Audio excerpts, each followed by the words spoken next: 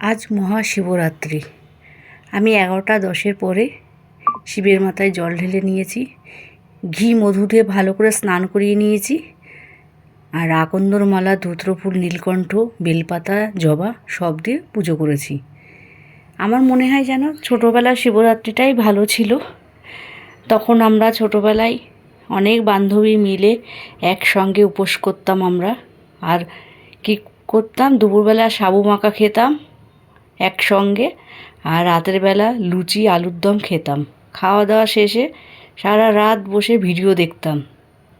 পাড়ায় একটা ভিডিও নিয়ে আসতো, টিভিতে চালিয়ে ভিডিও ক্যাসেট হতো আগে, ওই ক্যাসেটে আমরা সারা রাত বই দেখতাম। ওই মজাটা যেন আর ফিরে আসে না, আগের মজাটাই যেন হারিয়ে গেছে। এখন সেরকম মজা হয় না, সব সংসার ধর্ম হয়ে গেছে মানুষের, তারপরে মানুষের জীবনে ব্যস্ততা বেড়ে গেছে। এখন শিবরাত্রি করতে হয় তাই করে, শিবের মাথায় জল ঢালতে হয় তাই ঢালি।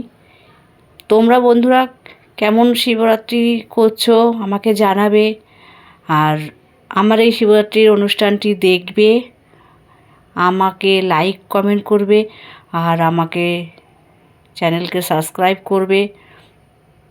তোমাদের ভালোবাসা রইল। শুভ মহাশিবরাত্রি।